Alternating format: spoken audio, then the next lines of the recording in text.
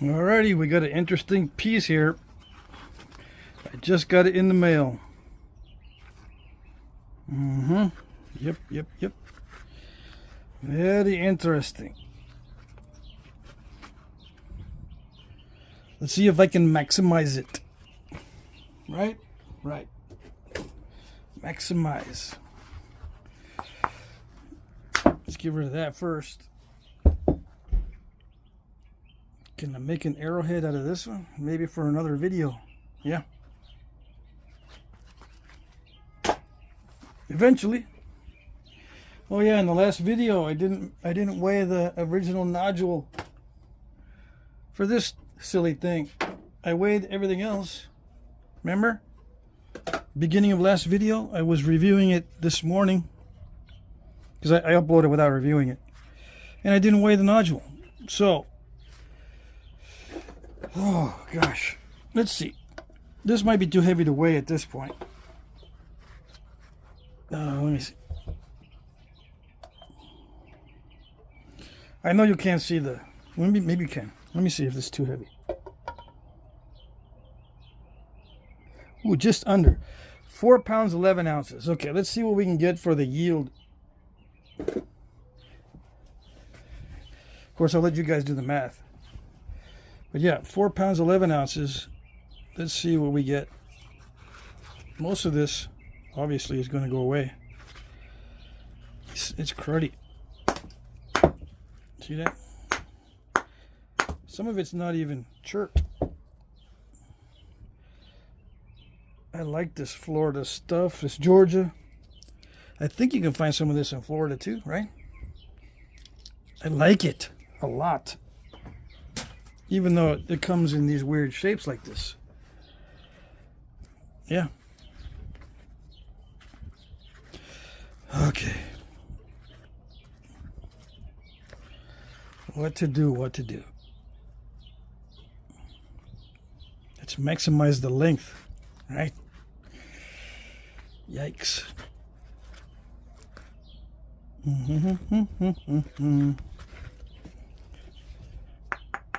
3 pound, 3.5 pound sledge.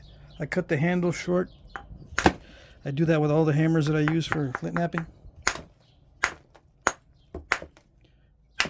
The ball peen hammers and everything. It's got water in it. See that? That's not dinosaur water because these stones are porous. You know what I mean? That's recent water because the stones absorb water, dry out, absorb water, dry out. Or water is passing through. It's not stagnant. This is not ancient water. This is new water. I know some guys are disappointed to hear that. But yeah, it's porous. This stone is porous. Believe it or not, water can pass through. Might take a while. I don't know if it'll take a year, but it takes a while. Those are going into the heat treat. I don't know how long it takes for water to pass through this. Heat treat. 400. Always default to 400. Although I think this stuff can go up to 450. The swirly stuff. Or even 500. Yeah. But you got to experiment. Anyway. The water within the stone is not old. It's new. Just remember. Not that it matters. Does it nap better when it's full of water? I have never noticed a difference. Which doesn't mean no. Doesn't mean it doesn't make a difference. I just haven't noticed it. This one has mud in it. Interesting. I had another one with mud inside too. Now that sand within the middle, if there's sand in these voids, that is old sand. Oh yes. Because sand cannot pass through the stone. But, you know, old sand is meh. M-E-H. Meh. No big deal. all sand is old, or almost all sand. The volcanic stuff is not. All right. At least, you know, a lot of the volcanic sand is new because it's from lava. Relatively new in the time frame. All right, let's see. See, there's no good platforms to knock off big flakes.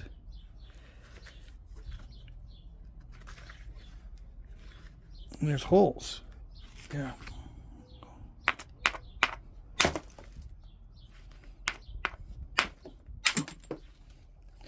But yeah, I'm going to heat treat these. Nice swirly stuff.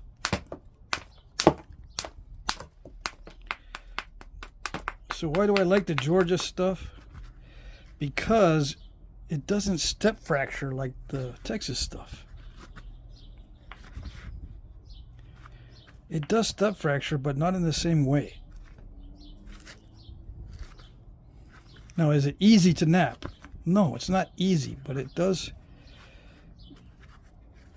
respond a little bit better to flaking than a lot of the Texas stuff.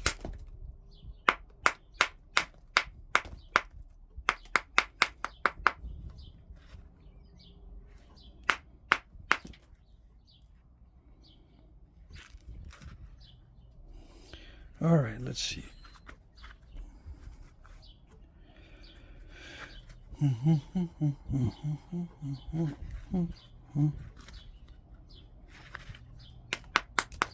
Now the dogs right now are lazy because it's up over 80 degrees today. Just a few weeks ago it was almost down to freezing temperature. So being in a desert, you get this wild and crazy weather. But they're not active right now, so they hopefully won't be causing a ruckus. This is early for me. It's still early. I got time to do many videos. If I just sat and did videos all day, I've got time to do them. Because I started early today. Relatively early.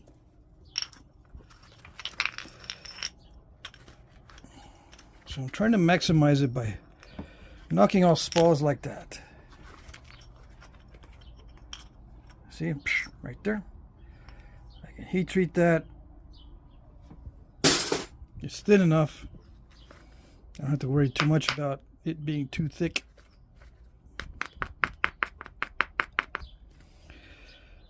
All right.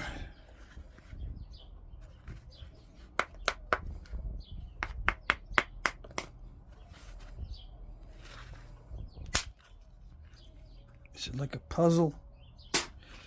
Is this like a puzzle? Yeah, it's like a puzzle in reverse where you disassemble the puzzle. Yeah, it's like a puzzle in reverse because you're disassembling it. Yeah.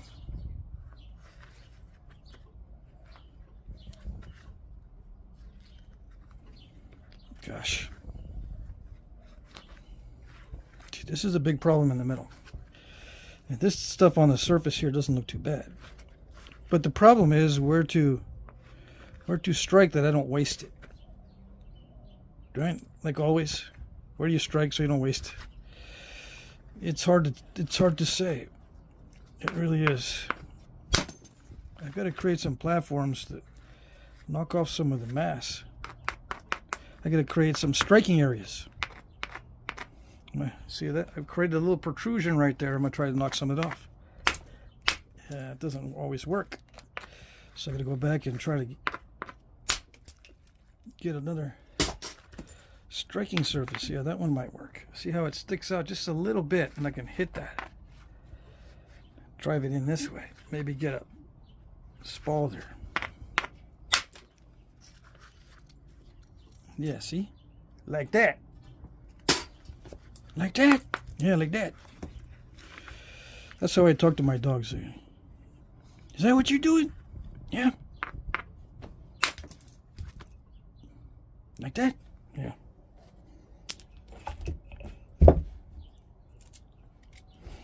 Excuse me while I scrounge for these. I like those. Now, that didn't work exactly like I wanted it to, but it's getting flatter. I would have liked it to go a little bit deeper, but, you know, and take some of this with it.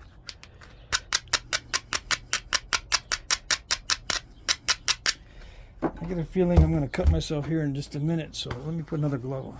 I'm going to start hitting this very, very hard. Up until now, the hits have not been very hard, believe it or not. Just here and there, little hits. Pretty soon, I'm going to have to hit it very, very hard to get some big flakes off of this. Yeah. Okay. Now, you can argue that I hit pretty hard when I'm using the sledge. And yeah, there's a lot of momentum behind the hits, but it's not speed. It's not a lot of muscle work. You know, there is muscle work in this, but it's a different kind. It's not fast, it's slow. I don't know how to say it, but or how to explain it, but it's not the same. When I hit hard with this thing, I mean, I really gotta lean into it to hit with this to get a big spall. And it doesn't always work. That was a pretty hard hit. That was supposed to take all this off, but it stopped. It went bzz.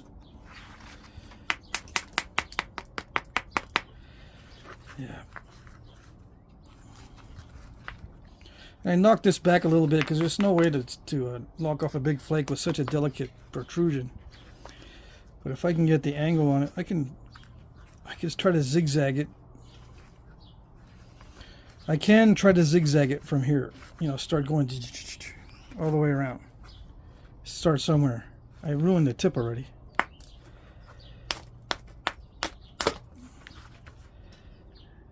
Not that this stuff is really that good, but that should have gone. There might be a defect stopping it. Okay, let's see. Start zigzagging. Start on the ends.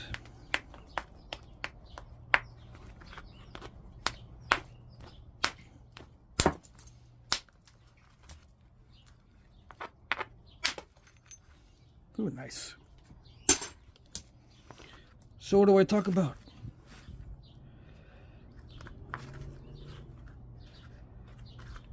I was thinking of starting to talk about logical fallacies, but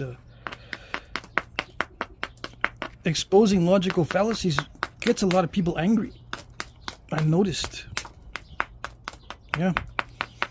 When you point out that they're using a logical fallacy in their argument, like if you talk to people online and you say, "Oh, that's a straw man," or "That's ad hominem," or "That's an appeal to authority," or "That's an appeal to hypocrisy." Don't you know that those are all fallacies? Dude, everything that I say is relevant. Relevant. Yeah, it's a fallacy. No, that's not the point. Yeah, it is. If you are arguing and you come up with a fallacy, you are not to be respected. You are not to be taken seriously. You're just blah, blah, blah, blah, blah. All you are is Charlie Brown teacher talk. Wop, wop, wop, wop. That's it. If you're talking in fallacies, you are not to be respected or taken seriously. Yeah, but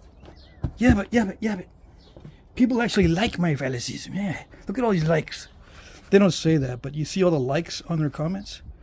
They'll like these strawman statements or these ad hominems, the attack on people's character. Get tons of likes on those. So people don't care about fallacies. In fact, they cling to them. They like them. They think you're being clever. You teach children logic, and it's heartbreaking because I try to teach my boys logic. It's heartbreaking because they come up to me and they go, "Dad, nobody thinks this way. No one's talking like this. They don't know. They don't understand this stuff." In fact, they make fun of it. What's up? Yeah, I know. It's hard to teach logic because the online people and others, they ridicule it. They ridicule logic right to your face and say that's not how the conversation's supposed to go. Okay, it might be a fallacy, but it still exposes blah blah blah. It still speaks to blah blah blah. Yeah. No, it doesn't. It doesn't. Is this a rant? Are you trying to relax? Then you're not being able to relax. Yeah.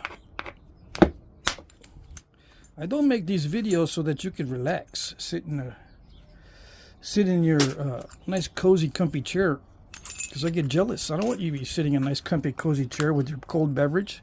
I'm sitting in here with my uncomfortable chair in my shop, and it's like 80 some odd degrees. I don't want you to be comfy, cozy, and relaxing. I'm over here sweating with how to maximize this odd piece. Yeah.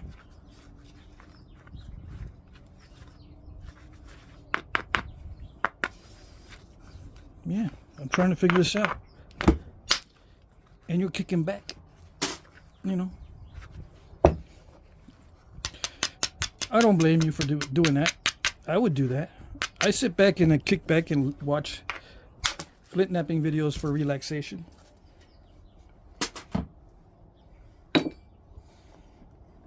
Which ones do I watch for relaxation? Who do I watch? What Flintknappers do I actually watch?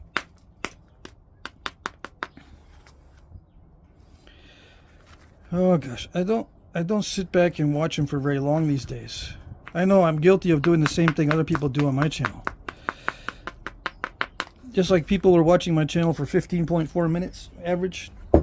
That's me too. I watch other people's channels for about 15.4 minutes average.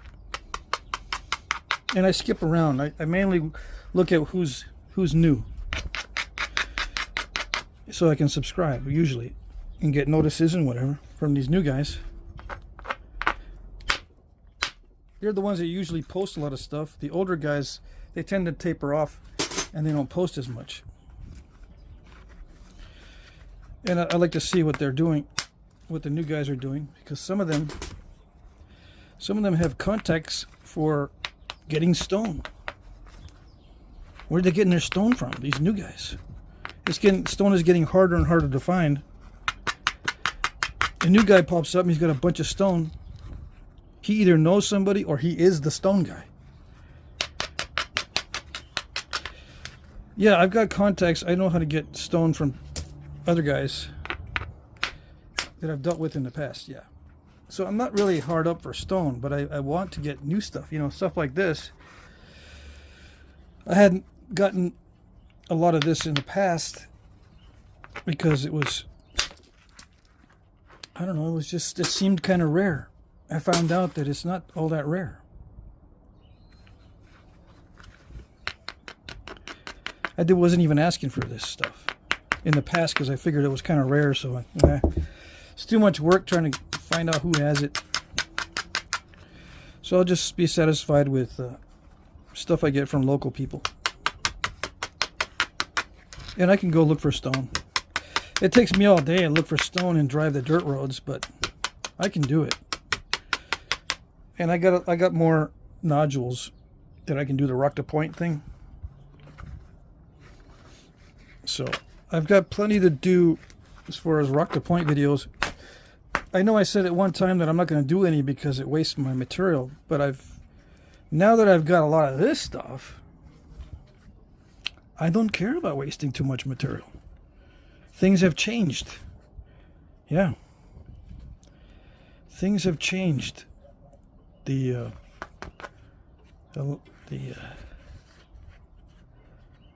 My options have changed.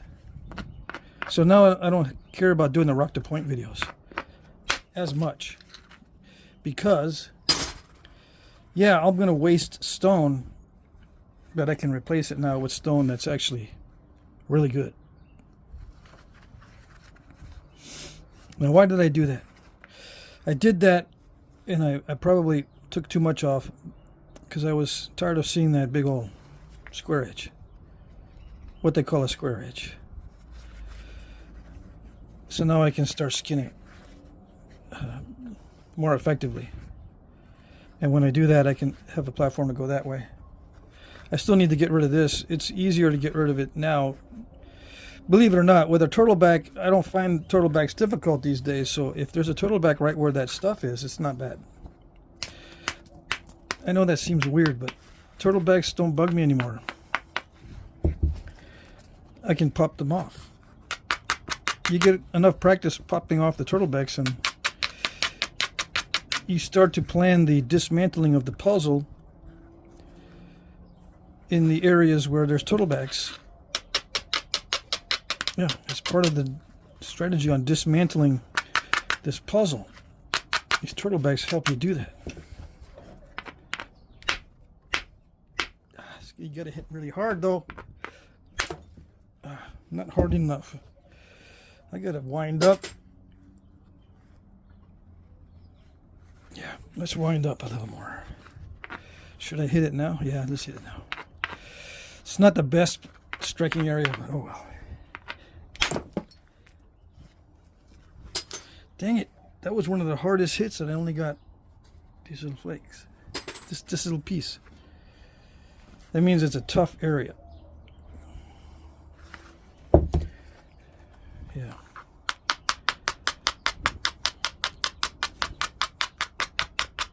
Now, is this going to be typical of what you normally get out of a nodule? No, it's not going to be typical because this was a very strange nodule. Very strange, very problematic. When I got this box, it was called a problematic box of stone. Yeah.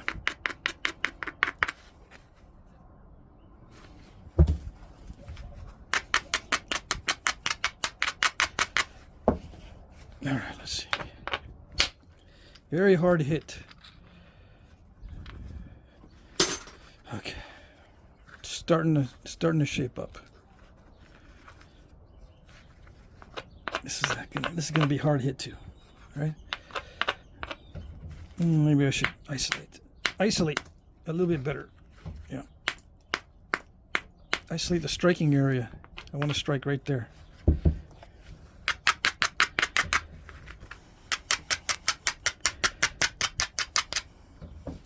It's too isolated. Too isolated. Is that possible? Yes, it's possible. But then I start getting into, is it perfect? Is it perfect? It's not perfect. Could sculpt it a little bit better. Yeah. Oh well. I could have sculpted it a little bit better, but I still got it. I still got this. All right. And that was a hard hit. Yeah. These are hard hits. I am not holding back. I could have broken it. All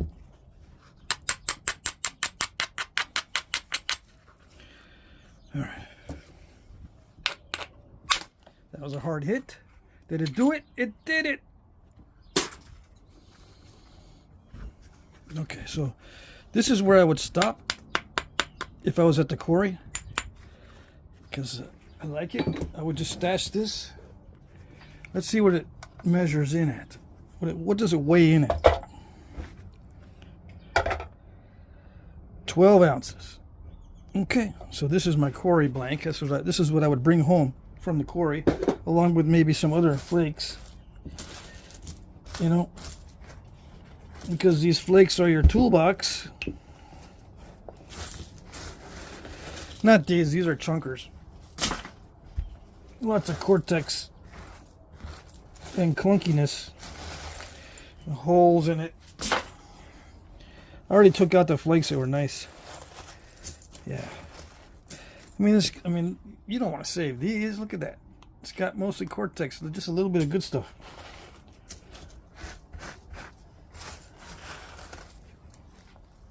Alright, so I didn't blow this apart. Still thick enough to where I can transport it without worrying about it snapping. You know, it could if I carry these in a bag and I'm traveling, let's just say back in the day, traveling with it, I have to run from a bear and I drop it and it falls down off a hill and tumbles and tumbles and tumbles. The bag tumbles. This is not going to break. So that's what I would carry.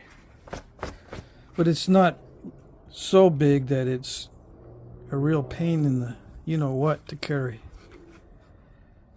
Yeah, I could refine it just a little bit more. But it's better to be a little on the thick side when you're transporting it. How do I know this? Have I ever transported stone in my backpack that clunked together and broke? Have I mixed quarry blanks like this with nodules that were rounded and they don't, when they click together, it chips this? Have I ever done that before? I don't know. I don't know how I know this. Yeah.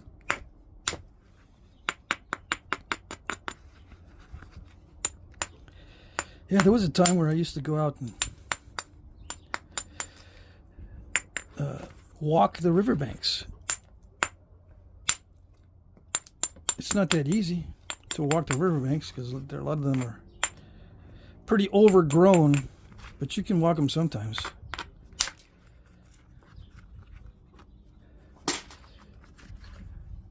As long as you're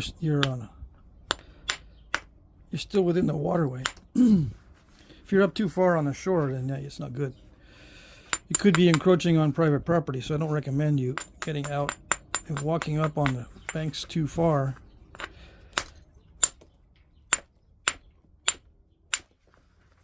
Getting out of your boat. Now, normally I don't have a kayak or a boat.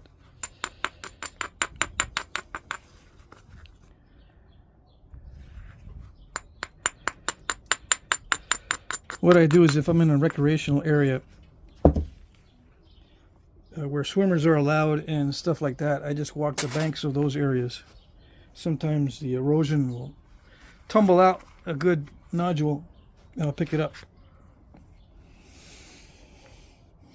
I don't know if I've taken out, I don't think I have taken a kayak out to go collect stone.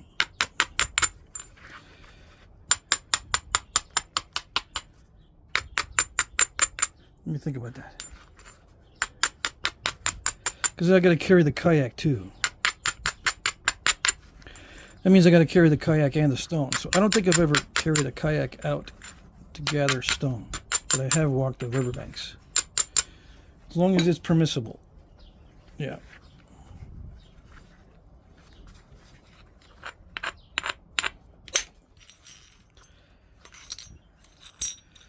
See, I like it. These terminations don't get steppy. I like it. And I can do almost a complete surface removal. Yeah.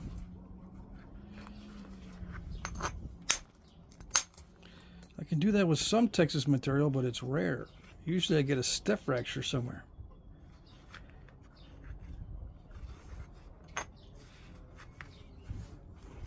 All right. Let me see. How do we dismantle this puzzle? It's going to be a little bit narrow because it's that one hit that took a lot off. It's still getting in my way. I mean, it's still a bummer because I did remove a little bit too much. Did I mention I removed a little bit too much? I think I did. It was still good, right? But it's tolerable, but it still interferes with the width. So it kind of messes with the width.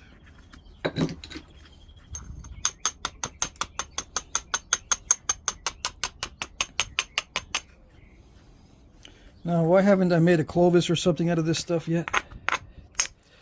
Because I'm afraid to snap it in half. And waste money. I'm afraid to waste money, yeah. We'll wait until I get better or a little bit more experience on these stones from Georgia before I attempt a Clovis, because if I were to try one right now, and if I break it, I will be highly disappointed. Highly disappointed. Yeah, it's not worth it.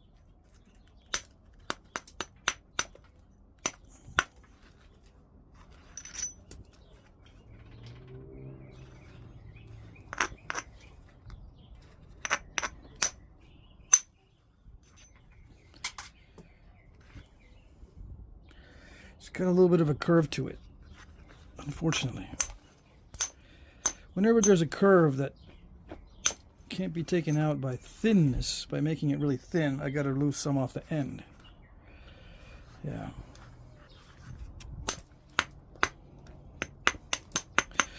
So yeah, some of you guys are watching this stuff so you can relax, kick back.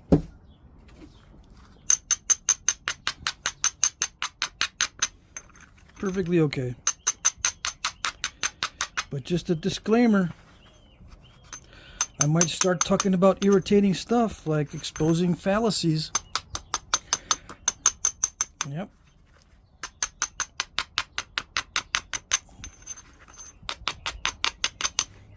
Just a little disclaimer.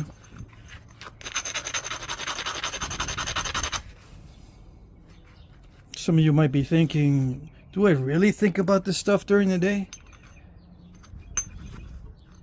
Really? Is this the kind of stuff I normally think about?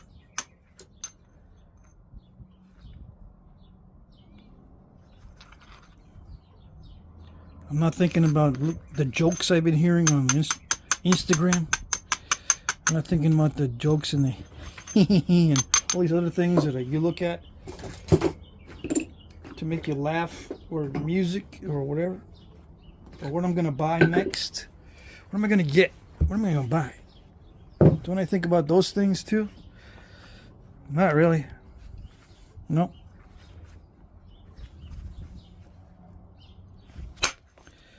I actually think about logical fallacies. Yeah. It's not easy. It's not an easy subject to be good at. Some people come up with some weird stuff, and it throws you off because you're thinking, are they really thinking this way, or is this something that's just trained? Are they imitating others? You know, in a conversation, they feel like they're defeated by a certain way of arguing, so they repeat it to other people, try to defeat them.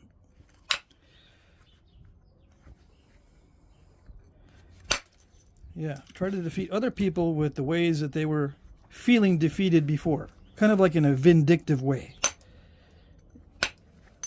Yeah, well, you use this argument on me, so I'm going to use it back on you. Without thinking about whether the argument is valid or not. It just seems like it. Just seems kind of valid because, you know, you're making fun of a person's character. It seems valid, like you wouldn't trust somebody who's a big liar. He's lied a lot in the past. So he's a big fat liar. Pants on fire. Yeah. So every time you encounter that person, every time they encounter someone they think is a liar, the first thing out of their mouth is, "You're a liar." Why should we listen to you? It depends on what they're talking about. Yeah, they could be lying, but there's ways to figure that out without having to resort to an insult. You can figure out if he's lying or not. You don't have to say you're a liar. Just show you lied right here because I got the counter evidence. I got the evidence that says you're lying. You don't even need to say that he's a liar. You just say, "I don't think so. This is the evidence for the opposite of what you're talking about." Or this is a logical fallacy you're using.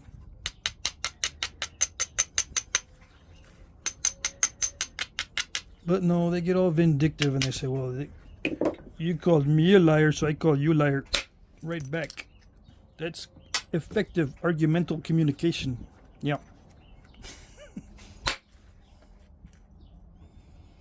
Because it works. It works.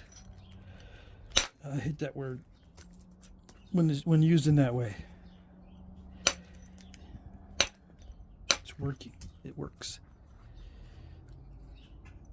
Doesn't matter if the argument is valid. It's just it works. Works. Works with who? What kind of people does it work with?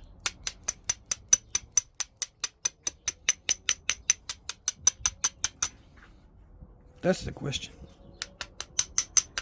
Do you really want to be cheered on and gathering likes from people that particular type of line of reasoning works with? Really?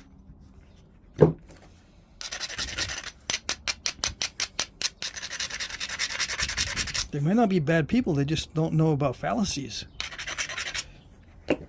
When I first told my sons about fallacies, because they're into political discussions, they didn't know. Fallacies, what's that? There's a whole list of them on your favorite page, the Wikipedia stuff. Really? Yeah. There's hundreds of different fallacies. They're named. They're so common, or they're not so common, but some of them are not. But it's such a bad problem that there are actually names for all these fallacies so that they can be exposed more easily, supposedly. Yeah, but nobody cares. They're like,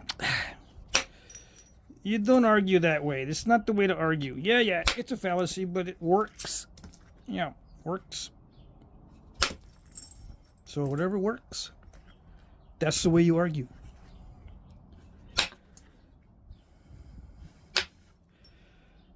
Yeah. It's a problem. It's heartbreaking. That's a problem.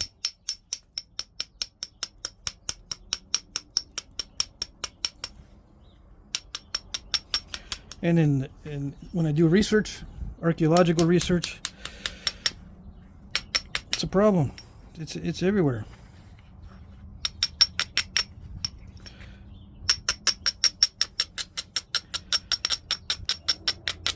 Yep.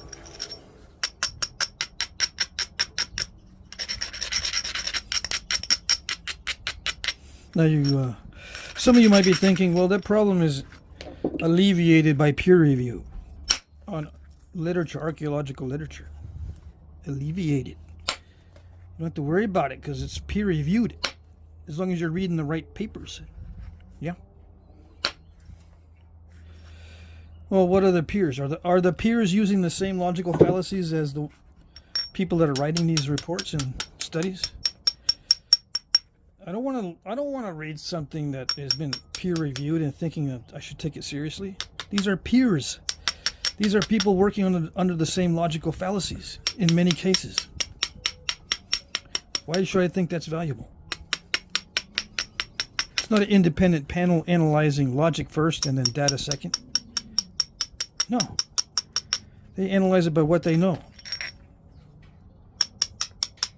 What they got stored up in their brains or whatever.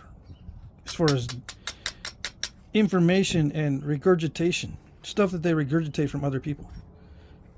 A lot of it's not first-hand information. So they're reviewing it with stuff that's not first-hand information. With stuff they just memorize along the way. They don't check for logic first. Although they do sometimes, you can tell. They understand the ways of logic. But like ADHD people, they don't apply it. They know, but they don't apply it.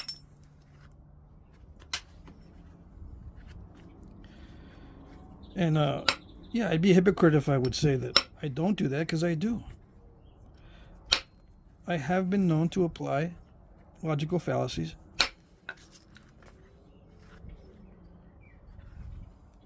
Or weak logic. Because I didn't know any better. started studying and I'm like, golly, this is a whole different ball game. Whole different ball game. Yeah.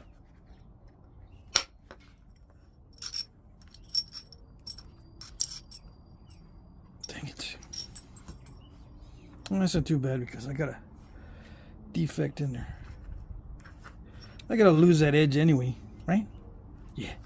Make myself feel better by saying I gotta lose that edge anyway. But it did thin that down.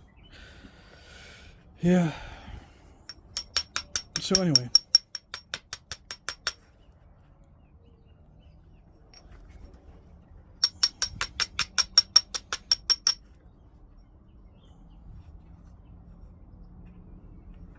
I don't mean to put you on edge if it gets you on your nerves by what I'm talking about. I don't mean to do it, even though it seems like I giggle when I make you uncomfortable because I'm jealous that you're sitting in a comfy chair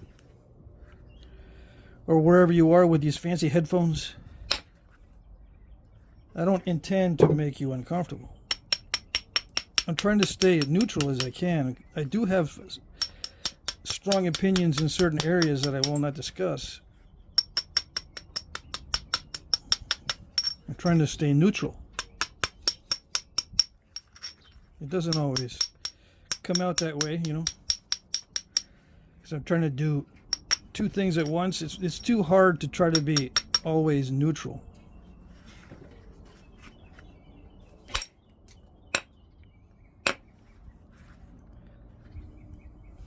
Because then I have to pay really close attention to what I'm saying, and I'm not paying that much of a close attention to what I'm saying.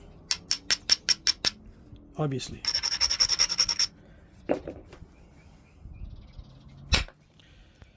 Golly, that's a hard area. This would benefit from heat treating for sure. Yeah.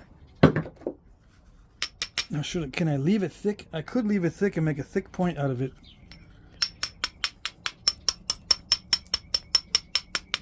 Just kind of round it off and not go for thinness. Yeah. Someone wanted me to make an axe blade or tomahawk blades. Start making war clubs, spears, and all that kind of jazz. I wish I had time for that. I wish.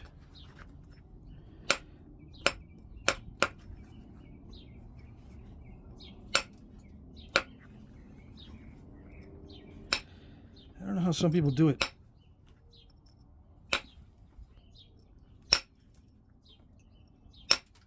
Well, I know how they do it. They're constantly working stuff. They're working on stuff in their shop constantly, 16 hours a day. I can only put in like 6 hours a day before I start overdoing it.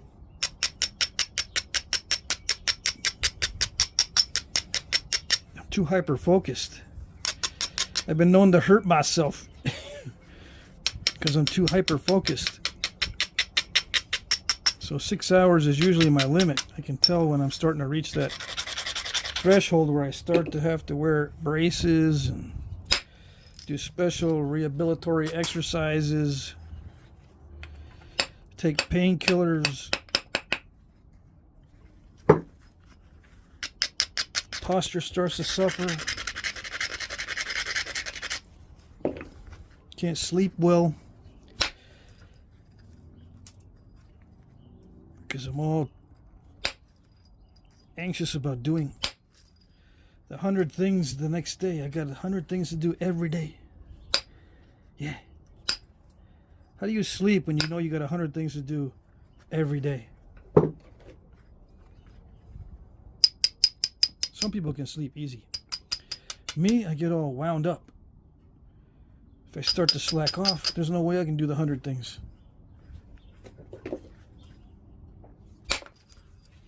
So I got to be thinking about it constantly.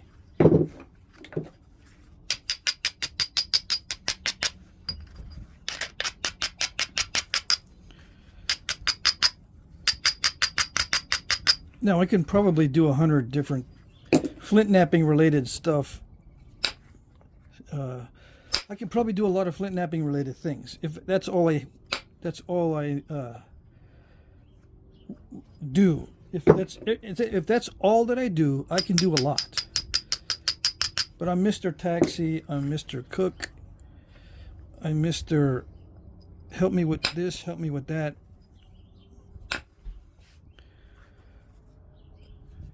Sometimes certain tasks take forever. Like, you know, the pets sometimes need attention too. Like, recently I've had to spray for ticks. Ticks are really, really bad this year for some reason. So I had to spray my back porch area of my house because all the dogs are starting to get ticks. There's got to be a nest of ticks or something somewhere.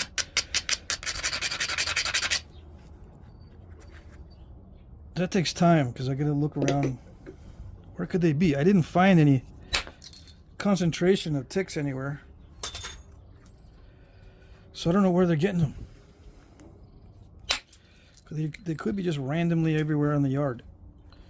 And these silly birds out here, they don't eat the ticks. Need to get some chickens. I wish. My dogs are not compatible with chickens. Last time the neighbor had chickens, once in a while one would fly into our yard and the dogs would go nuts and chase it, and I had to retrieve the chicken out of the cactus because that's where they go. We have a zero scape with some cactus in there, and the chickens would go in there and get protected by the cactus. Dogs couldn't get them. I had to go in there and get them out of the cactus. Yeah. So if I were to have chickens, that's what they would do. So I'd be constantly having to go over there and get the chickens out. I can just see it.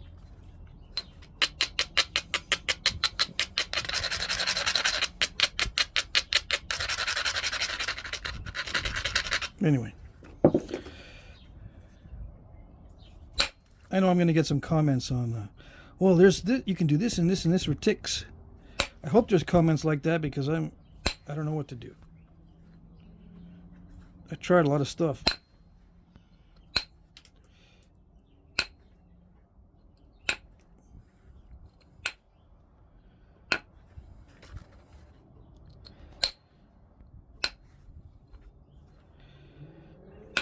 There's a lot of stray dogs too, so that doesn't help.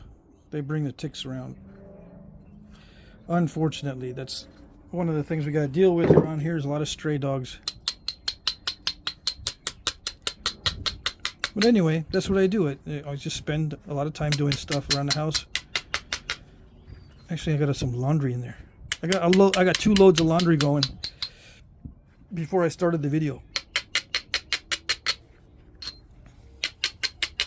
What does my ex-wife do? She's a realtor. She's always gone. Almost always. And normally she doesn't do that sort of thing.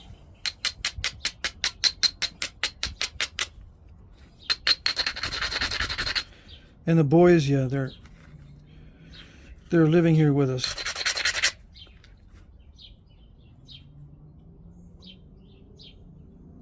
They do it sometimes. But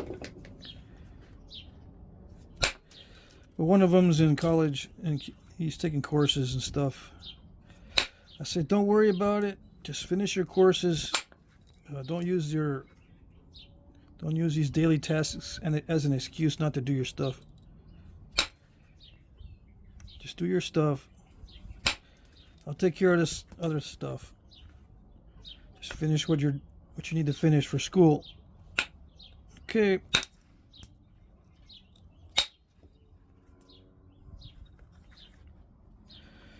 Because when I was in college, I had to do a lot of housework too. At the same time.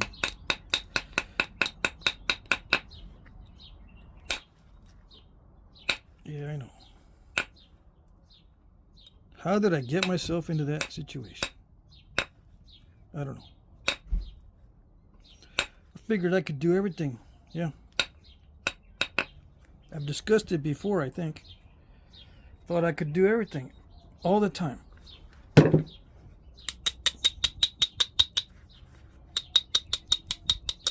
Anyway, I dug out too much there. See that? I dug that out way too much. That's going to hurt. That's going to hurt the final product. Yeah. Dang it. That scooped out unexpectedly easily.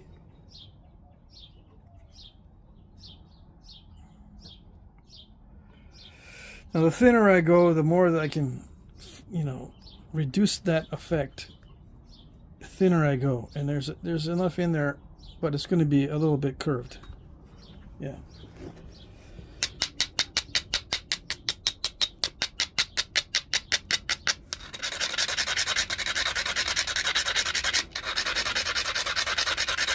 Now, when I was in Vermont, I could focus a lot on Flintknapping and primitive stuff. I actually could focus on that.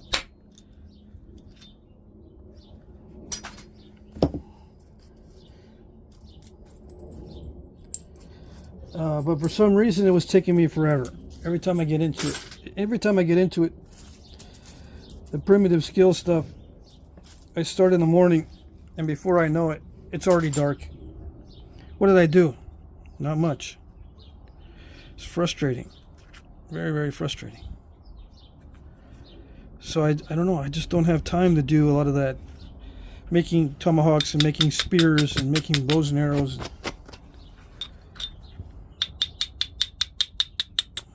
It takes me forever, I guess. Even though I can make a bow, a self bow, in 4 hours. From stave to bow, I can do it in 4 hours, including the bowstring. I can do it pretty quick, but for some reason, if I have to do it with any problems at all in there, it takes me all day. I got to solve that issue. What kind of issue, you might ask? Like issues on tillering. When you tiller the bow,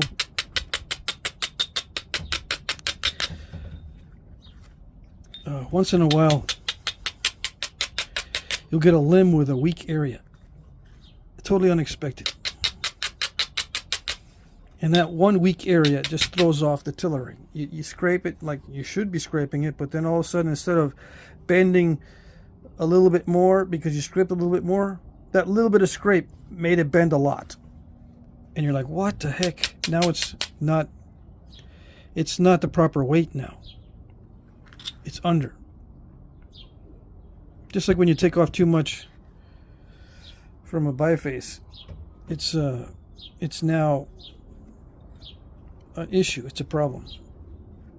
So if I was making it to spec for somebody, I gotta start over. Yeah. That's the problem, making things to spec. I can do a bow in 4 hours, including the string, if it's just random. Like, I just go with the flow. 60 pound, if it just varies, like it doesn't matter. It could be between 30 pound and 60 pound. Any length, just go with the flow. I can do one in 4 hours. If I had to do it to spec, it could take me up to 4 days. And it could take up to like 4 different staves. And when do you not do things to spec? You're always making things to spec. Always specifications, always. If you're working with clients.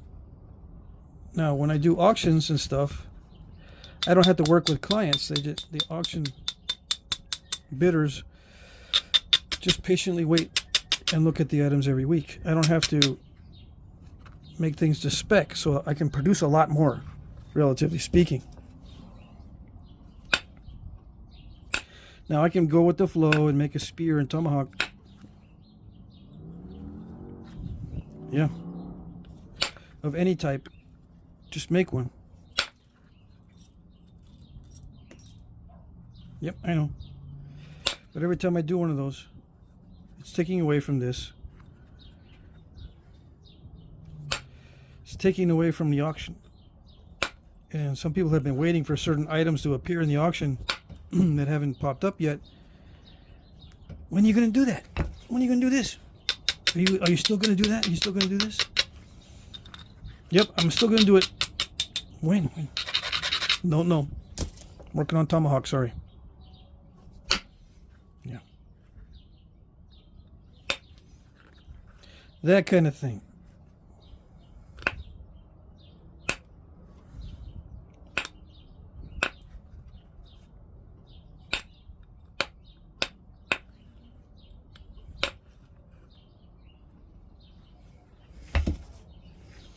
Dang it, this is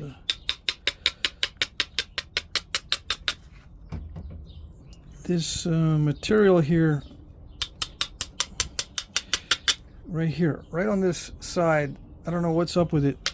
It's not really flaking like chert, it's flaking more like quartzite,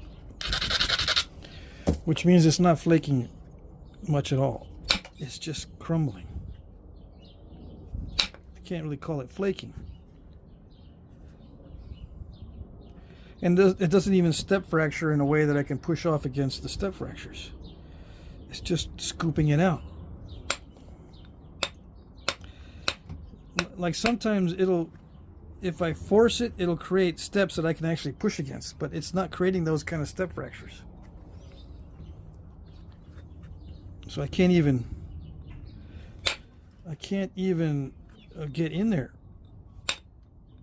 with the spatula tool.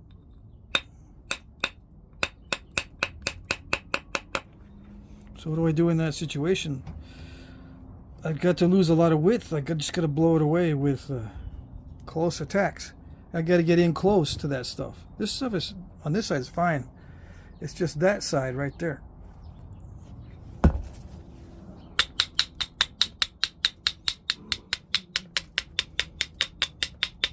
Now, when you're new, you're not going to really know that that's what's happening. You might think it's just lack of skill. The new guys can't really tell that the rock isn't that cooperative.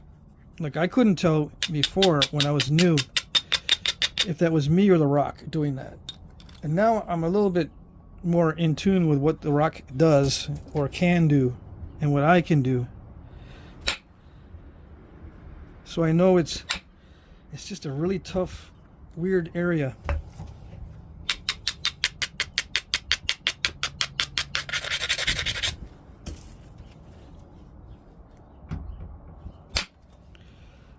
Yeah, that requires a lot of force to get through there. I mean, it's ridiculous. Let's see.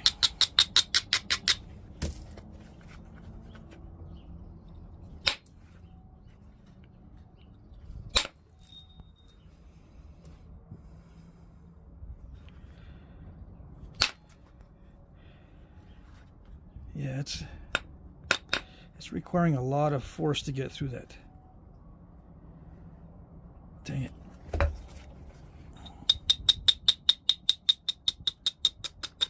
So yeah, one of the hardest things is inconsistent stone.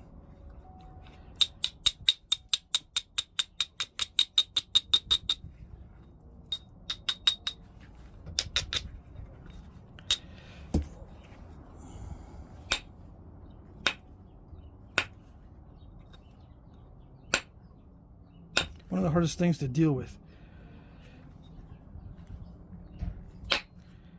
Yeah.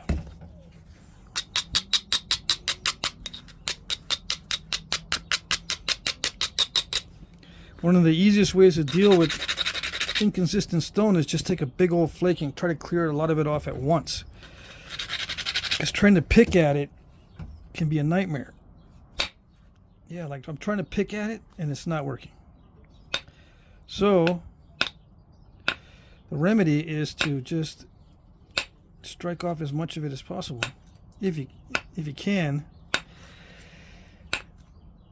New guys won't be able to do that. They'll say, well, I don't know how to even remove a good flake. How am I supposed to just power off a whole big area? You're not going to be able to. That's what it is. That's the situation. So what do you do in that case if you're a new guy and you encounter a tough area? What do you do? Put it away and get another piece if you can. If you can't, just roll up your sleeves and be prepared to create a walnut. A almond. Be prepared to create an almond. And I say roll up your sleeves because you're going to have to hit that pretty hard.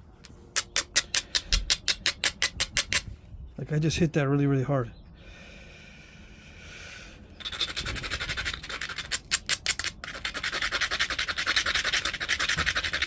Yeah. And it is clearing away that stuff. Let's see. Oh, there's taking its toll on the tip here.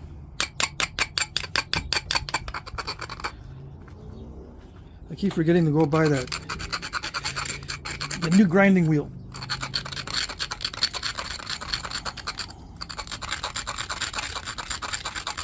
So I can make some new abraders. Although, I don't know, I might have some. Hold on. I might have some in my stash back here. Let's see.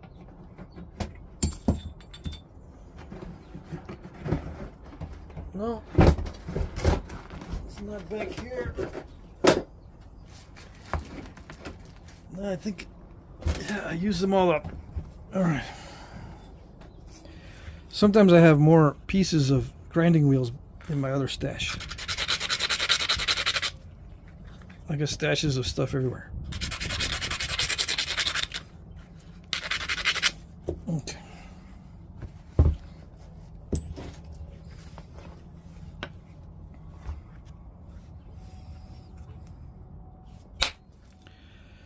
All right, it's looking a little bit better, although the overall outline has suffered, and I still can't get that stuff to flake completely. What is up with that? See that undetached flake? Normally this stuff behaves itself. Normally.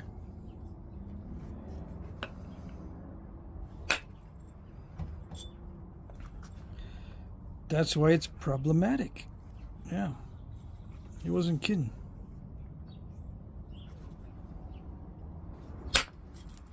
Yeah, see there? That worked pretty good. Supposed to do that.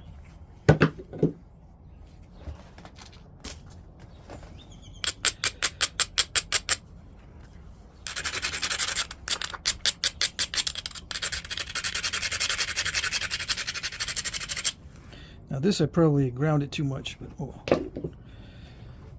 We'll see.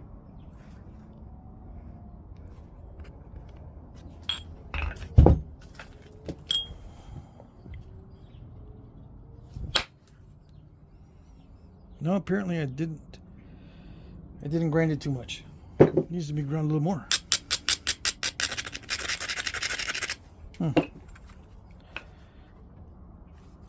All right, did it go? Did it do it? I don't know. It did it, but I see a crack. You see a crack in here? See that crack? Right there. Come on. Right there. Is that a crack? Because I can see it. Is that in a different spot, or is that the same spot? Could be same spot. Dang it.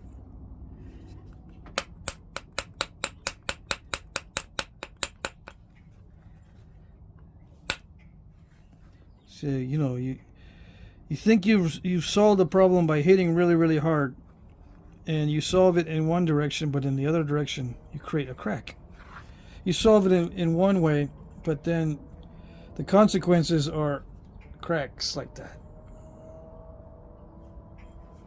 We shall see if that's actually a crack that matters.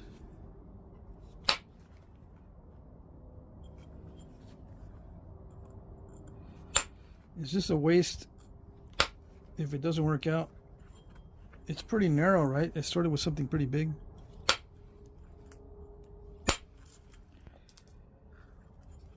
Well, if I retain the length, it's not a waste. If I break it in half, then yeah, it's a waste. But as long as it's long enough, and as long as that crack here isn't weak, it can still be used. Somebody will want it. Yeah.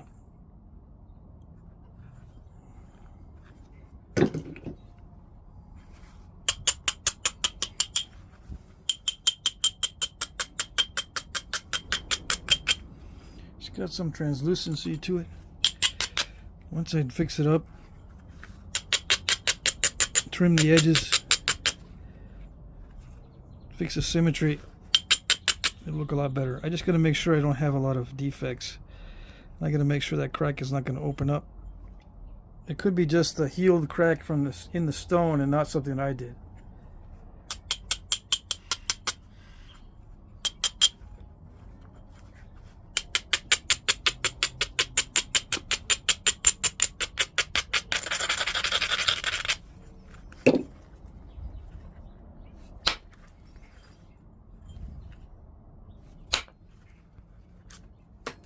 All right. Good, good, good. Let's get it thin. Let's get it more thin.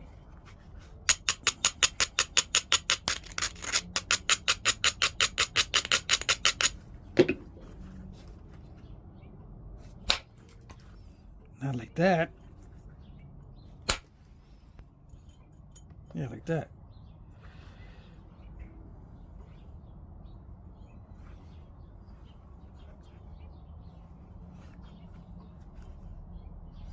So what do I do when it's all lopsided? Nothing you can do but unlopsify it. Yeah. Okay. No, I don't want to mix those. I got obsidian. I don't want to mix these flakes together. I was going to sweep them all to the side. Not yet. I just plopped myself down and started napping. I didn't even clean up the area.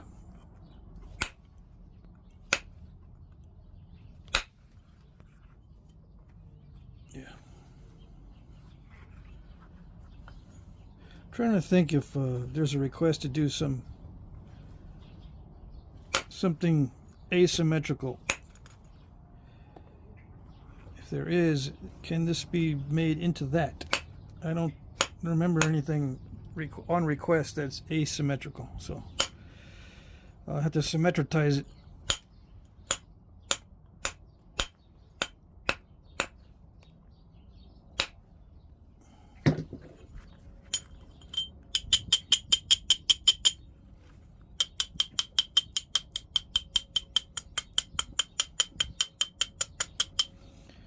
Now I talk about conversations with my sons. Do I have conversations with my daughters too? Philosophical and stuff? Yeah, except they don't ask many questions. It's very rare.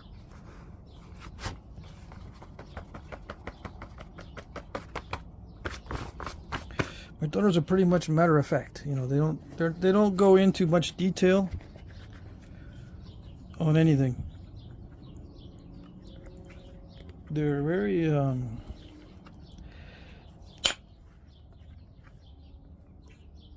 no nonsense, you know. They don't really explore a lot if they don't feel the need, you know. I guess they rate everything. They're better at prioritizing. Yeah, they got their priorities set up. So if it's one of their priorities to know the answer, yeah, they'll ask me a ton of questions. Other than that, they won't just engage in conversation for the sake of conversation. Although, you know, you would think that was what girls do, but no. At least not my girls. They don't normally engage in conversation just to converse. Unless they're being silly, yeah.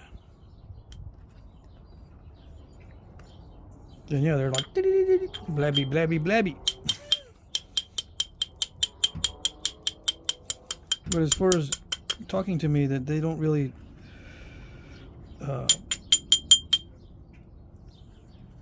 beat around the bush or waste time in conversation. They want to know the specific answers.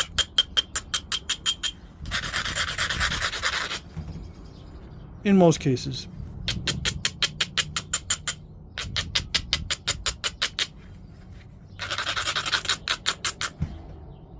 And my girls are more interested in Flintknapping than my boys. Yeah. One of them might get into it again. We'll see what happens.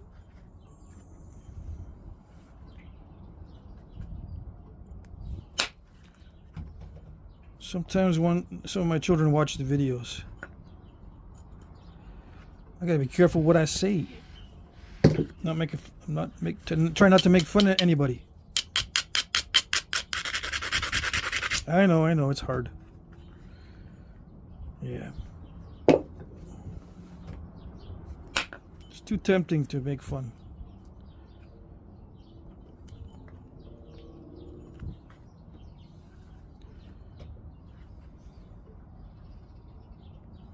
I don't know. Let's see. Oh gosh.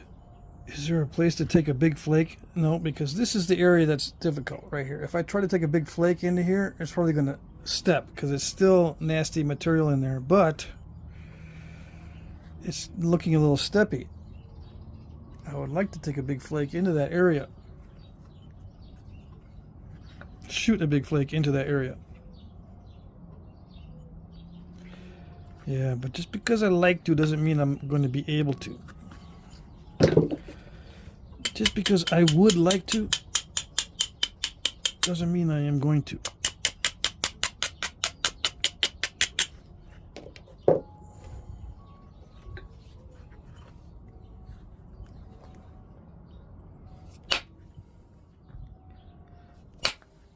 Okay, come on. There we go. Yeah, see, that's what I want to do down here. I don't know if it's going to be possible. Yeah.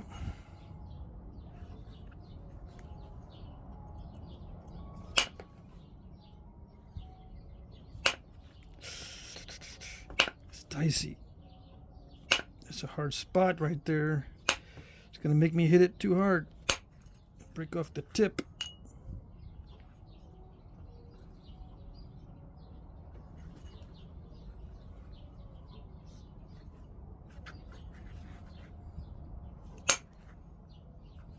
Yeah, it doesn't want to. It doesn't want to do the easy flake removal thing. It wants me to work for it. Near the tip there. So yeah, this particular piece is inconsistent, and you could tell from the beginning it was going to be. Yeah.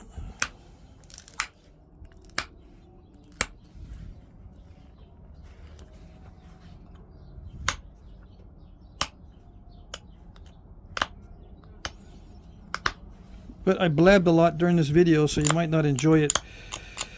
Don't worry, I'll do a no talk video pretty soon. Yeah. Some of you just listen to it anyway. You don't even watch the action. Watch it later. Yeah. If you get around to it.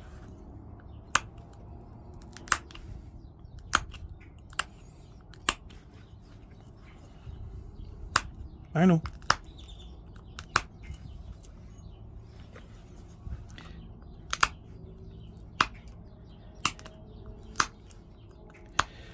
So yeah, I got to get busy making a bunch of stuff for this next auction. It's very important that I do. I got some trips coming up, so when I go on trips, I can't be doing much work. I'm doing a lot of driving, so I got to try to make up for the lack of work days. That's what happens when you got your own business. You can't call in and get paid for time off. Can't use my sick days. I don't got no sick days. Every day is a money day.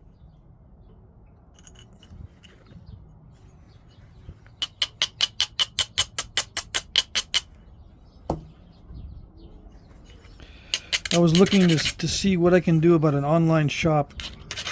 Periodically, I check different options on how to set up an online shop.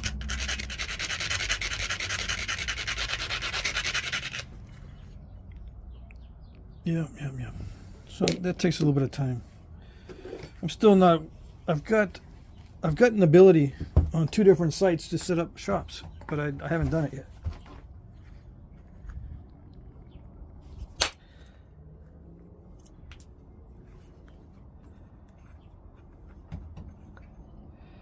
Yeah.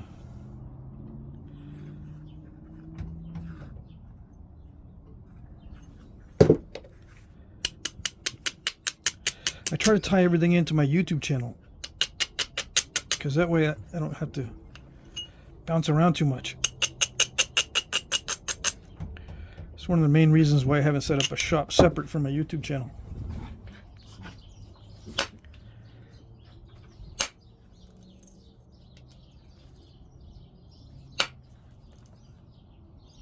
I'm on YouTube all the time, or every day now, so it's easier if I just do everything through YouTube.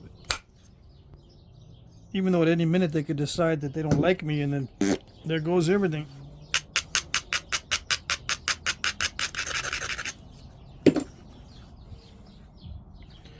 He talks too much about weapons. Let's mess with him. Maybe he'll start talking about birds.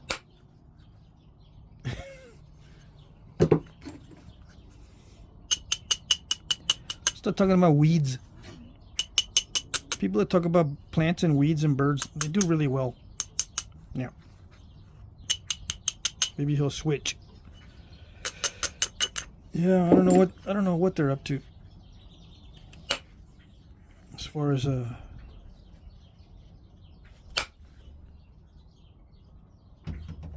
censoring or whatever. I don't think it's that bad right now.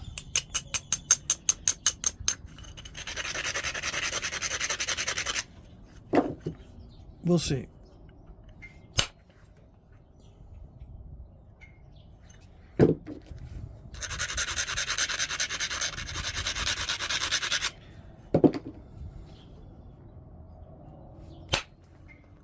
Golly. Do-de-do-de-do.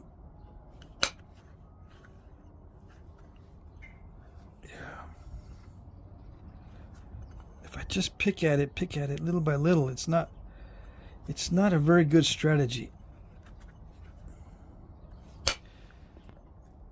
Normally it works okay, but when you got inconsistent stuff, once in a while, the flakes you think will run, they don't run.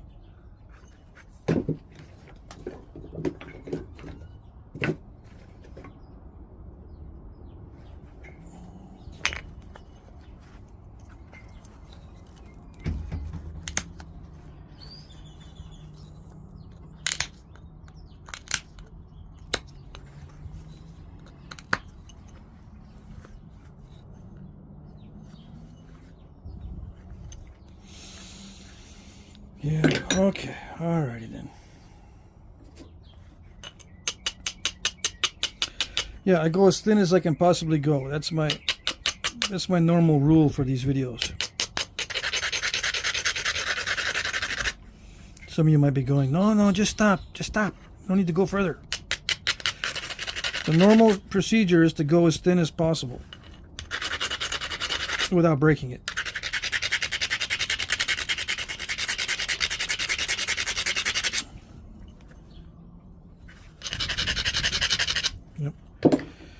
Yep.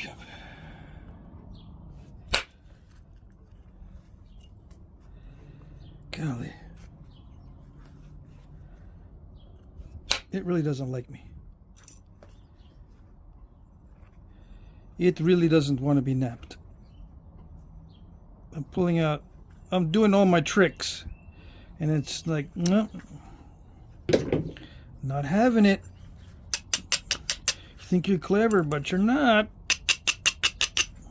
Yeah, the rock is just not having it.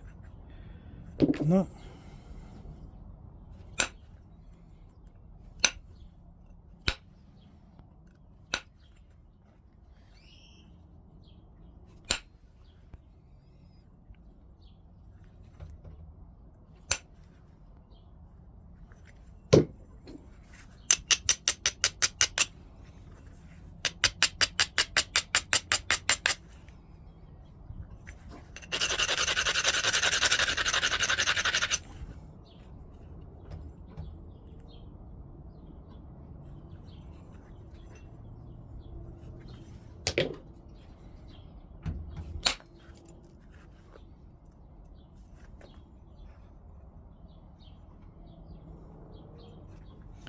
Why am I removing mass that way? I see areas that I can thin down, and when I see those, I'll take the opportunity. Yeah, it's just opportunistic.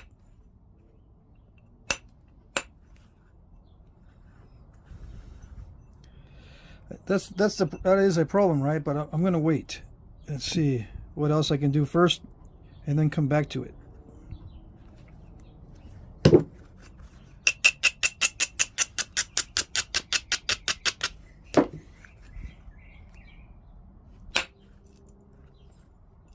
The flakes don't want to run. Because it's already thin. Yep.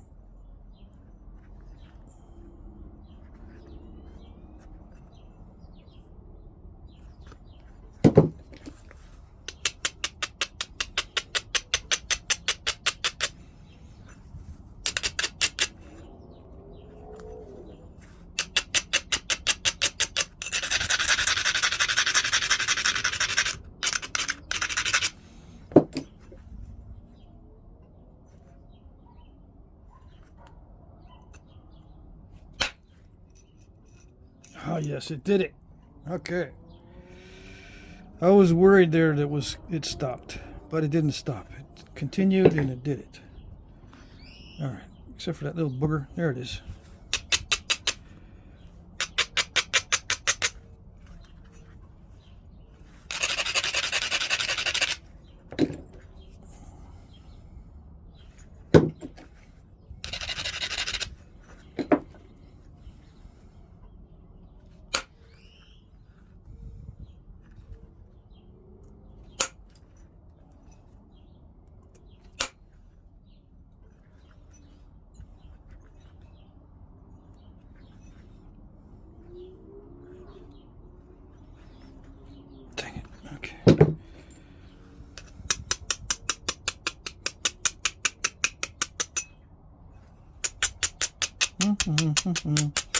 Just a little bit more, okay?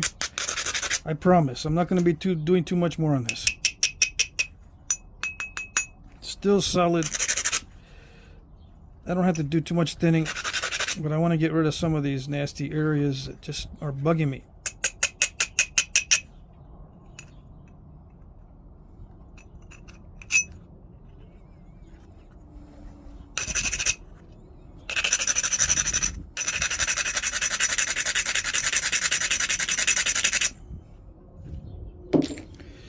I don't know. I'm going to take a chance. Yeah. I knew that wasn't going to do it. But you never know. I knew it, but you never know. Right? Right. I knew it wasn't going to do it, but you never know. That's the way the Flintknappers are supposed to think. You didn't know that?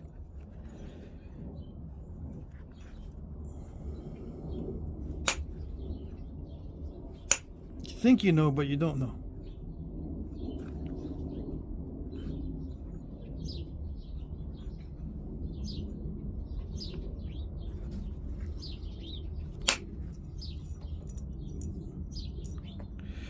Golly, what is up with that?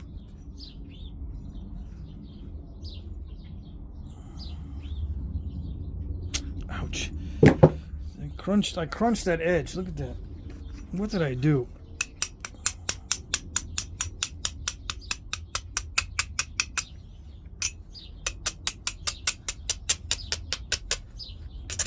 Reaching the limits of my ability, that's what I'm doing.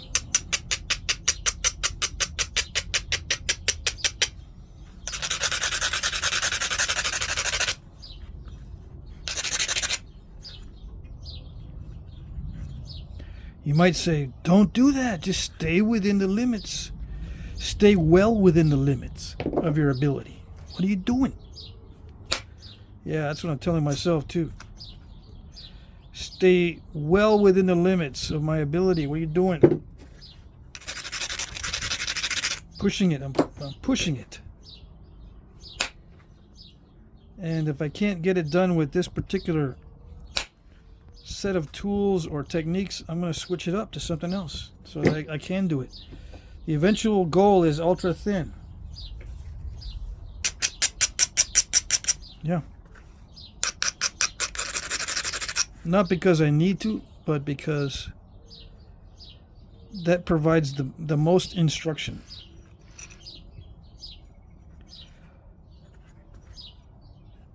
The most value to this type of instruction. Did it do it? Oh, it almost did it. It almost cleaned up a lot of it. Just a little bit left. Dang it. All right. So yeah, it's been just one damage control area after another after another. One after another after another. Nothing but damage control.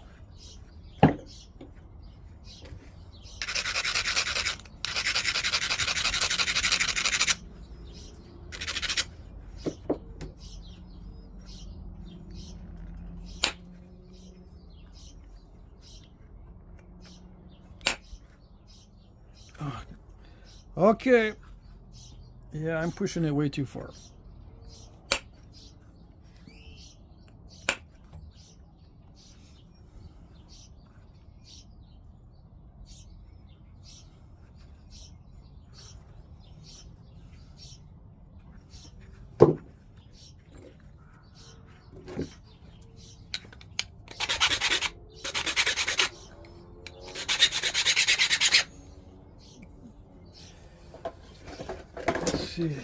Some of my viewers keep saying, just get the X-Acto knife out if you want to pop out one of those step fractures. You can pop that out with an X-Acto knife. Yeah. Except whenever I do that, my X-Acto knife blade pops instead of the flake.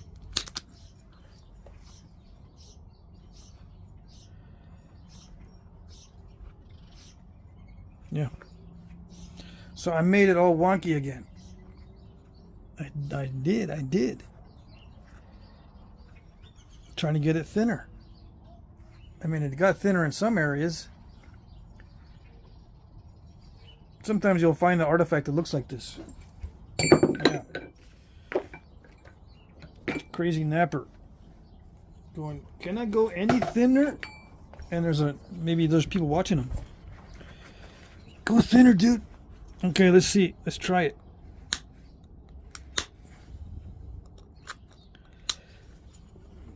Ooch, I took a bite out of it. I took a bite out of it with a pressure flaker. Yeah. Mm-hmm.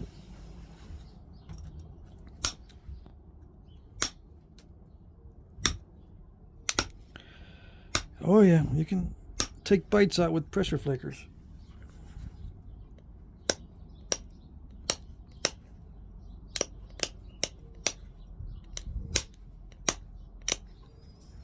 Especially if there's an existing crack in there that you don't see. I think that's what happened.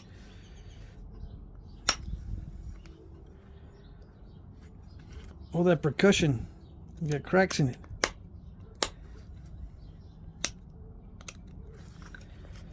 All right. Hour and a half. Can we go for two hours on this video?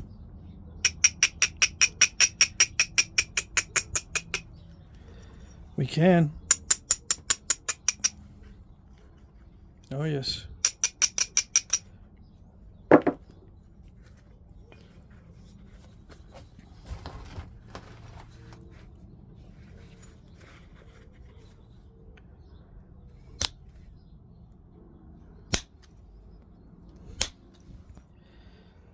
Yeah, pressure flakes are pretty good.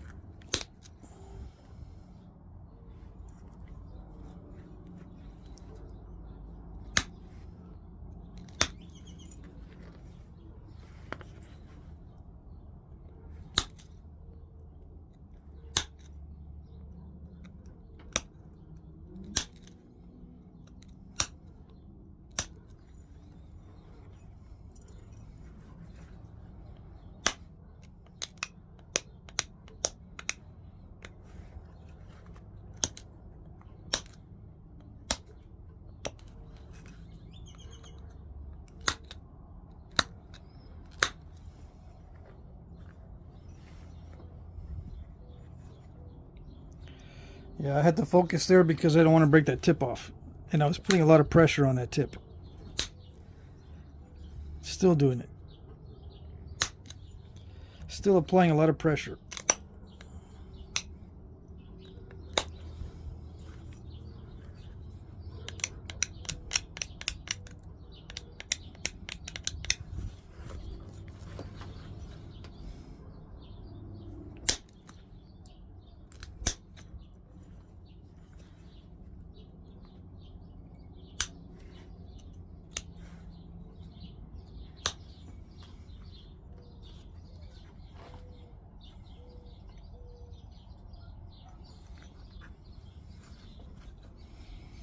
Now I could put a bevel on the tip. Maybe I should start doing that more often. I'm just used to doing a symmetrical sharpening on the tip, you know, all four sides, but I can start doing bevels on the tips. If I remember. That puts a little twist on the tip when you do that. Some people like it, some people don't. Like anything.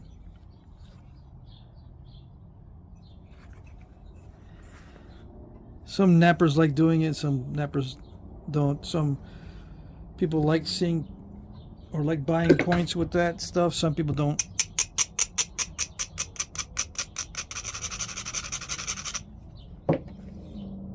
Anyway, I just got reminded of that because it was starting to get a little bit beveled on one side.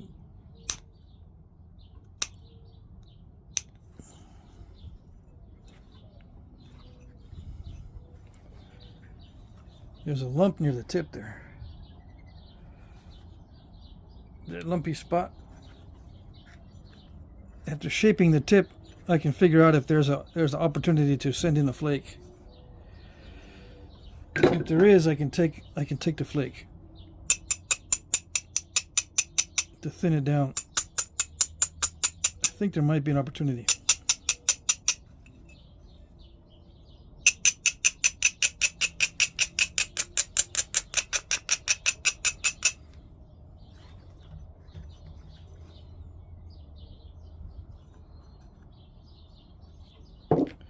Although it's a little dicey.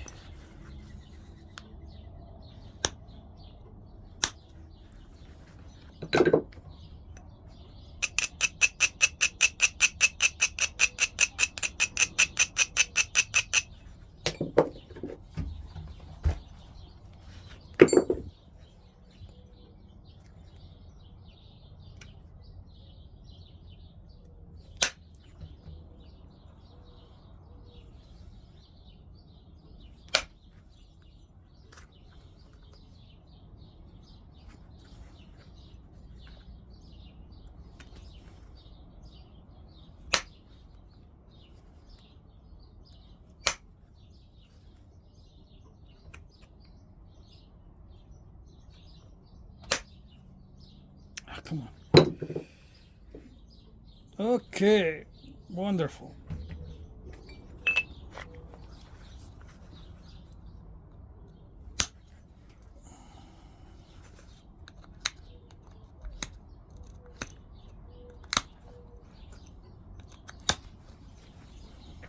It's doing weird things again.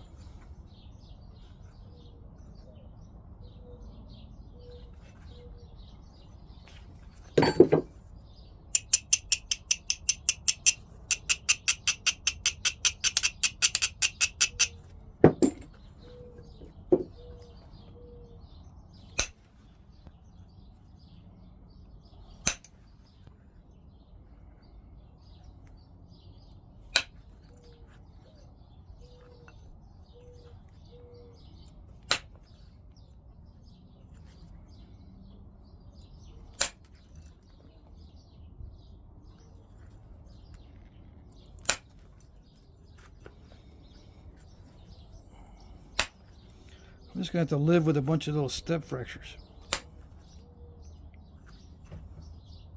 Yep. I still like it better than a lot of the Texas stuff. Even though it's giving me fits.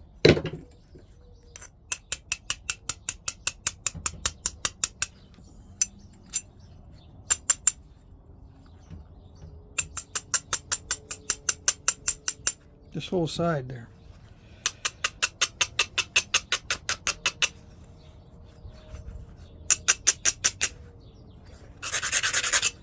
Yeah.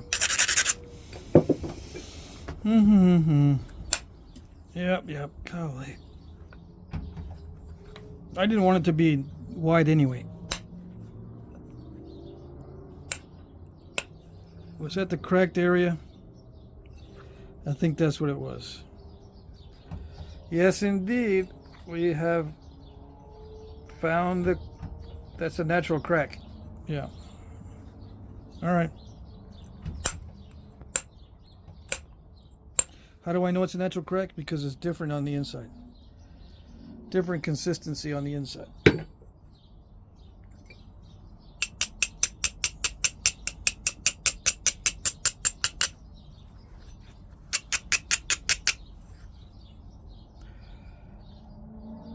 Yeah, see, it's got dirt or crystals in it within the crack. So it's pre-existing. Okay.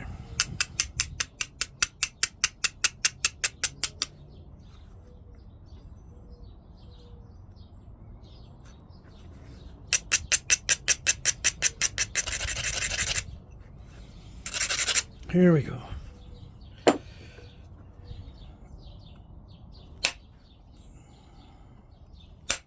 Whole new round of damage control.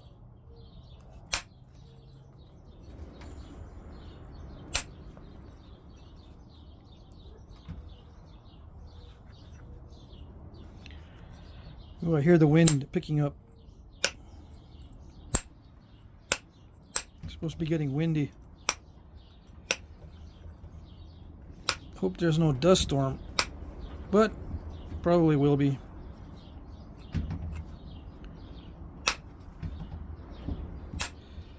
Sometimes a dust storm rolls in and I forget I got my windows rolled down in the van, and the entire van ends up with a layer of dust within 30 minutes. 30 minutes, big old layer of dust in the van because a dust storm blows in. And I forget I got the windows cracked open. Yeah.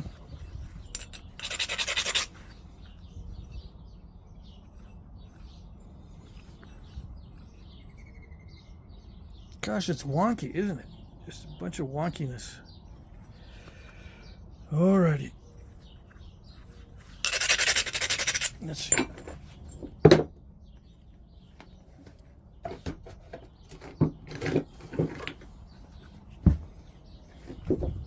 Yeah, I think if it was later in the day, I would have stopped doing this or stopped napping this a little bit sooner. But since I got plenty of time, right? Seemingly. Still early. Sun's still out, birds are chirping. It feels like I got a lot of time.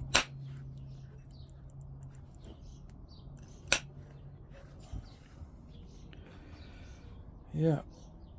I gotta stop doing that. It's already too thin. It's already to the point where if I try to thin it anymore, I actually will make mistakes no matter what.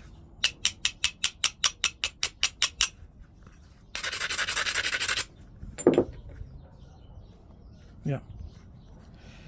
It's getting to the point where if I do any more thinning, that's it. It'll just be mistake after mistake after mistake.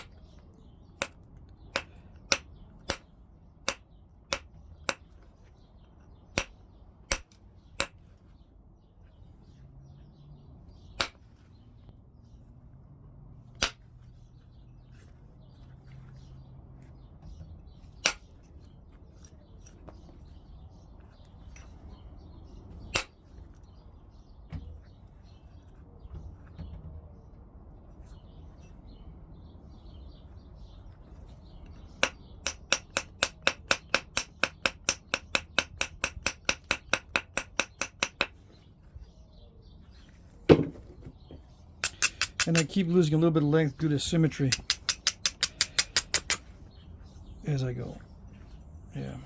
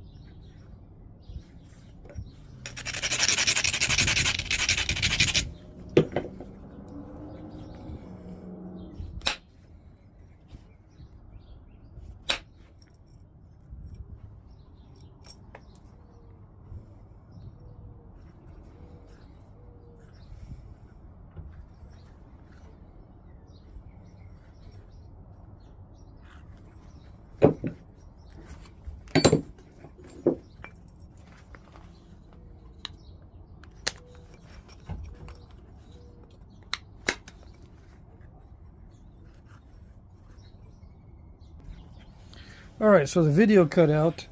Hope I didn't lose too much off the end there because I had a nice flake here. And I was trying to figure out how to get rid of this stuff in there. So let's continue. Hopefully everything will be easy to figure out. And there's not much missing. I checked the memory. There's plenty of memory for videos. It's just the camera just cut out and stopped filming.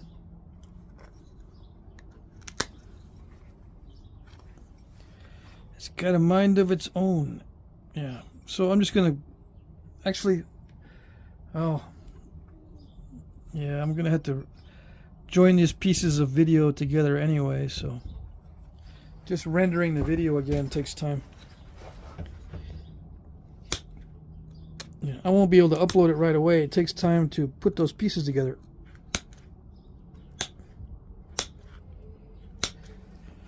But I'll just pressure flake around the edges and call it good. Yeah, it's a little wonky. It's got some defects in it.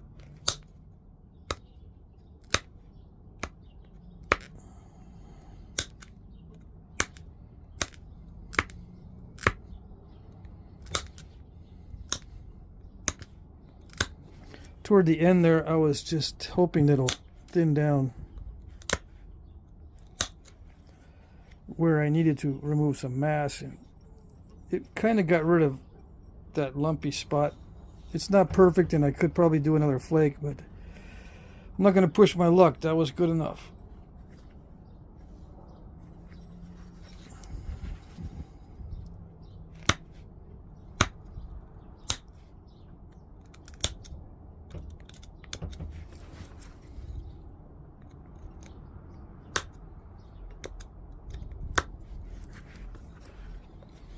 So yeah, I'm just going to pressure flake it sharp.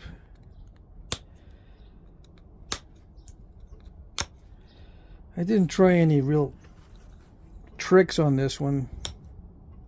Stuck with the same tool, basically the same tool all the way through. I tried the smaller indirect percussion flaker, but it's not effective on the main part of this. It's usually, well, on this one it was only effective near the tip. I had to hit really hard on this piece, so I had to use the bigger percussion flaker.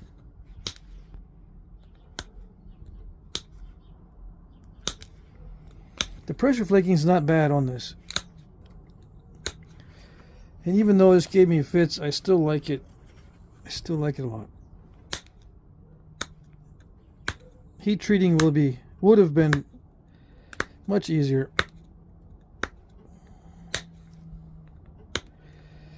I would have heated it at the stage where I said it was a quarry blank.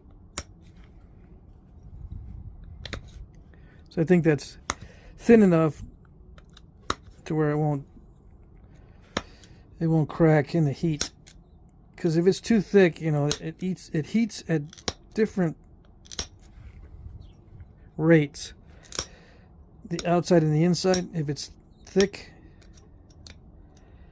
the rate of heating is different, so it has a potential to crack the whole piece and ruin it, or cause it, you know, at worst it'll crack it, right? But it can also cause internal stress, so that it has weird fracturing issues when you start knapping it, because it's got internal stresses that are not released. So when you start knapping it, those stresses start getting released in weird directions, and it'll give you inconsistent results.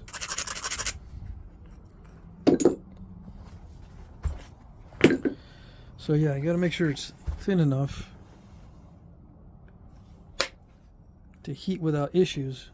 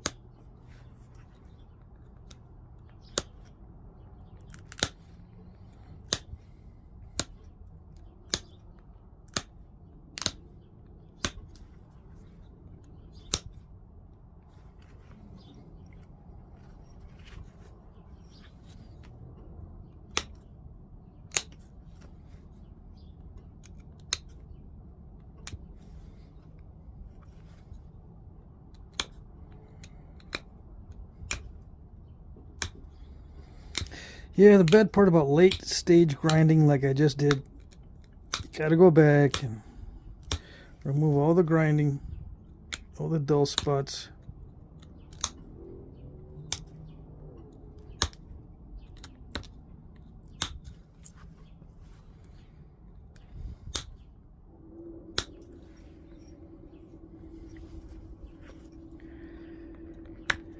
Yep.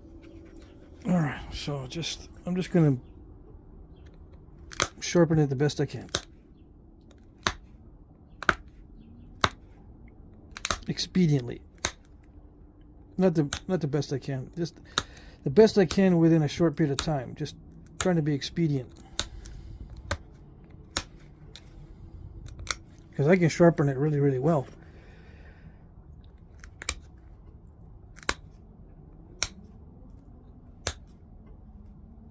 And make sure there isn't any dull areas.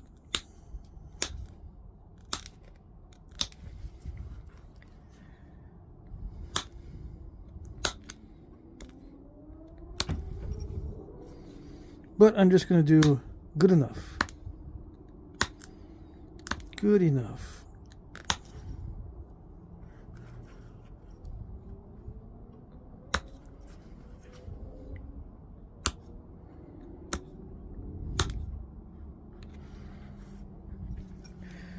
Yeah, this is the stage where if I'm at a nap-in, everyone goes, well, I'm going to go do something else. So it's nice seeing you. Nice meeting you.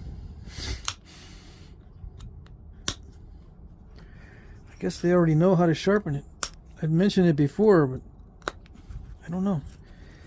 They seem to know how to sharpen, but then they ask me, how do you sharpen it? Can you show me? Weren't you there watching at the last stage? Oh, that's what it was? Yeah, man. Last stage. Sharpening it.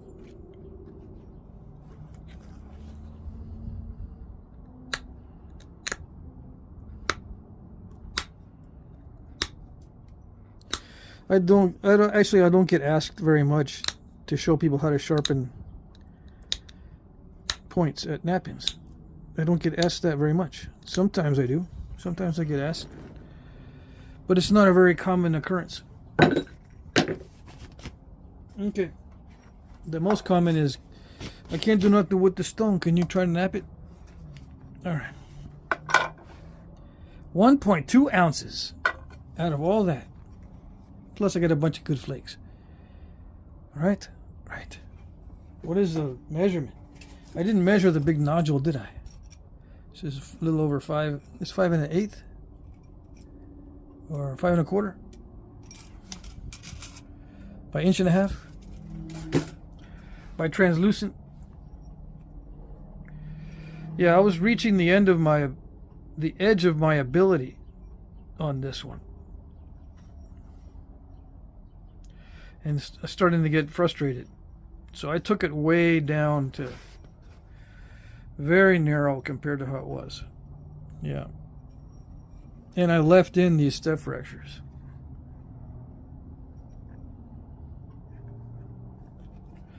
I could do another flake in here, but that's pushing it because that can snap. See how thin that is? This one wasn't bad because underneath there's some meat. But this one, if I try for that flake to try to get rid of that area, which is possible, it's also very possible to snap the whole thing right there. Right where you don't want it to snap. And it already started to dive in right there. See how that almost overshot and took off that side, that little bit. If I try this one, who knows, it might do this on this side and overshoot it, take a big bite out of this. So just because it's possible that I could do that doesn't mean that it might not see this area here as a path of least resistance and take that off, or even take the tip off. So that's good enough.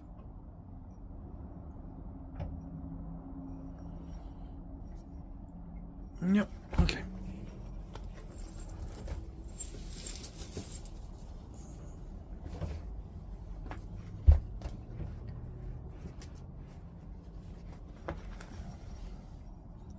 Easy peasy, right? I wish. But yeah, it needs some heat. Heat treating would have helped it a lot. Okay.